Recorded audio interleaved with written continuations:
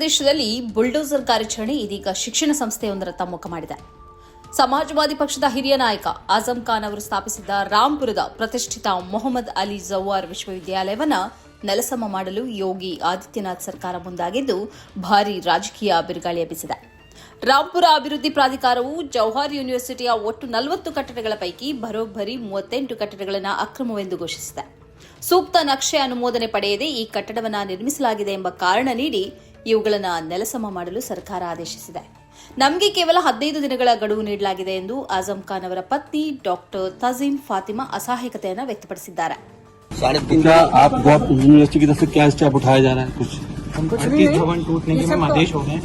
38 भवन टूटने के आदेश हो गए. क्या मानती है? मैं कुछ नहीं मानती हूँ. अभी 15 दिन का टाइम दिया गया है हमें. ಸರ್ಕಾರದ ಈ ಕಾರ್ಯಾಚರಣೆಯ ವಿರುದ್ಧ ಸಾರ್ವಜನಿಕ ವಲಯದಲ್ಲಿ ಹಾಗೂ ವಿರೋಧ ಪಕ್ಷಗಳಲ್ಲಿ ಭಾರೀ ಆಕ್ರೋಶ ವ್ಯಕ್ತವಾಗಿದೆ. ಒಂದು ವೇಳೆ ಆ ಕಟ್ಟಡಗಳು ಅಕ್ರಮವೇ ಆಗಿದ್ದರೆ ಸರ್ಕಾರವೇ ಅದನ್ನು ತನ್ನ ವಶಕ್ಕೆ ತೆಗೆದುಕೊಂಡು ಬೇಕಿದ್ರೆ ಹೆಸರು ಬದಲಾಯಿಸಿ ನಡೆಸಲಿ. ಅದನ್ನು ಬಿಟ್ಟು ಇಡೀ ವಿಶ್ವವಿದ್ಯಾಲಯವನ್ನೇ ಧ್ವಂಸ ಮಾಡಿ ಲಕ್ಷಾಂತರ ವಿದ್ಯಾರ್ಥಿಗಳ ಭವಿಷ್ಯವನ್ನ ಕಸಿದುಕೊಳ್ಳುವುದು ಎಷ್ಟು ಸರಿ ಎಂಬ ತೀಕ್ಷ್ಣ ಪ್ರಶ್ನೆಗಳು ಎದ್ದಿವೆ. ಎಷ್ಟೋ ಅಕ್ರಮ ಕಟ್ಟಡಗಳು ಇದ್ರೂ ಅದನ್ನ ಕೆಡವದ ಸರ್ಕಾರ ಸಾವಿರಾರು ಯುವಕರಿಗೆ ಶಿಕ್ಷಣ ನೀಡುತ್ತಿರುವ ಮುಸ್ಲಿಂ ಶೈಕ್ಷಣಿಕ ಸಂಸ್ಥೆಯನ್ನ ಮಾತ್ರ ನಿರ್ದಾಕ್ಷಿಣ್ಯವಾಗಿ ಕೆಡವಲು ಹೊರಟಿರುವುದು ಯಾಕೆ ಎಂಬುದು ಹೋರಾಟಗಾರರ ಪ್ರಶ್ನೆ. ಸೋಷಿಯಲ್ ಮೀಡಿಯಾದಲ್ಲಿ ಈ ವಿಚಾರವಾಗಿ ತೀವ್ರ ಆಕ್ರೋಶ ವ್ಯಕ್ತವಾಗುತ್ತಿದ್ದು ಸರ್ಕಾರದ ವಿರುದ್ಧ ಟೀಕಾಪ್ರಹಾರಗಳು ನಡೆದಿವೆ. ದ್ವೇಷದ ಮಿತಿ ಎಲ್ಲೆ ಬೀರಿದೆ ಎಂದರೆ ಇವರಿಗೆ ಉತ್ತಮವಾದದ್ದನ್ನು ಕಟ್ಟಲು ಸಾಧ್ಯವಾಗಲಿಲ್ಲ, ಹೀಗಾಗಿ ಈಗಿರುವುದನ್ನು ಬೀಳಿಸಲು ಇಳಿದಿದ್ದಾರೆ. ಆಜಂ ಖಾನ್ ಅವರು ತಮ್ಮ ಭಾಗದ ಜನರಿಗಾಗಿ ಅತ್ಯಾಧುನಿಕ ಸೌಲಭ್ಯಗಳಿರುವ ಈ ವಿಶ್ವವಿದ್ಯಾಲಯವನ್ನು ಕಟ್ಟಿದ್ರು. ಕಾನ್ಪುರ, ಝಾನ್ಸಿ, ಆಗ್ರಾ, ಔನ್ಪುರ ಮತ್ತು ಮೀರತ್ನ ಸರ್ಕಾರಿ ಯೂನಿವರ್ಸಿಟಿಗಳ ದುರವಸ್ಥೆ ನೋಡಿದರೆ ನಾಚಿಕೆ ಆಗ್ತದೆ. ಜನರಿಗೆ ಶಿಕ್ಷಣ ನೀಡುವುದು ಸರ್ಕಾರದ ಆದ್ಯತೆಯೇ ಅಲ್ವಾ? ವಿಶ್ವವಿದ್ಯಾಲಯ ನಿರ್ಮಾಣದ ಸಂದರ್ಭದಲ್ಲಿ ಆ ಪ್ರದೇಶವು ರಾಂಪುರ ಅಭಿವೃದ್ಧಿ ಪ್ರಾಧಿಕಾರದ ವ್ಯಾಪ್ತಿಗೆ ಬರುತ್ತಲೇ ಇರಲಿಲ್ಲ. ಹಿಂದಿನ ನಿಯಮಗಳ ಪ್ರಕಾರ ಕಟ್ಟಲಾದ ಕಟ್ಟಡಗಳನ್ನು ಈಗಿನ ಕಾನೂನು ಮುಂದಿಟ್ಟುಕೊಂಡು ಒಡೆಯುವುದು ಕೇವಲ ರಾಜಕೀಯ ಪ್ರೇರಿತ. ನಕ್ಷೆ ಪಾಸ್ ಆಗಿಲ್ಲ ಎನ್ನುವುದೇ ಮಾನದಂಡವಾದರೆ ದೇಶದಲ್ಲಿ ನಕ್ಷೆ ಇಲ್ಲದ ಪ್ರತಿಯೊಂದು ಸರ್ಕಾರಿ ಕಟ್ಟಡಗಳ ಮೇಲೂ ಬುಲ್ಡೋಸರ್ ಹರಿಯುತ್ತದೆಯೇ?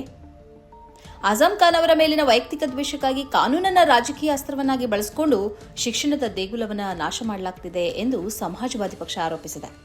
ಸಾವಿರಾರು ವಿದ್ಯಾರ್ಥಿಗಳ ಭವಿಷ್ಯವನ್ನು ಕಾಪಾಡಲು ಈ ದ್ವೇಷದ ಆದೇಶದ ವಿರುದ್ಧ ನ್ಯಾಯಾಲಯದಲ್ಲಿ ಹೋರಾಟ ನಡೆಸುವುದಾಗಿ ಪಕ್ಷ ಸ್ಪಷ್ಟಪಡಿಸಿದೆ. ಈ ಕಾರ್ಯಕ್ರಮದ ಪ್ರಾಯೋಜಕರು Gadiyar group of companies, specialized in piling and shoring, engineering consultancy, firefighting, steel structures, real estate.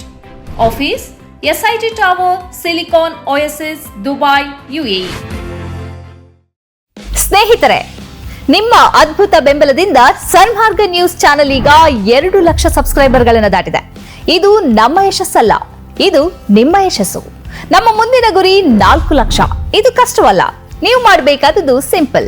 ನೀವು ಸನ್ಮಾರ್ಗ ನ್ಯೂಸ್ ಚಾನೆಲ್ ವಿಡಿಯೋವನ್ನ ನಿಮ್ಮ ಸ್ನೇಹಿತರಿಗೆ, ಕುಟುಂಬದವರೊಂದಿಗೆ ಹಂಚಿಕೊಳ್ಳಿ ಮತ್ತು ಅವರಲ್ಲೂ ಸಬ್ಸ್ಕ್ರೈಬ್ ಮಾಡಲು ಹೇಳಿ. ನೀವು ಶಕ್ತಿಯನ್ನು ಕೊಡಿ, ನಾವು ನಿಖರ ಸುದ್ದಿ ಕೊಡ್ತೇವೆ. ಧನ್ಯವಾದಗಳು.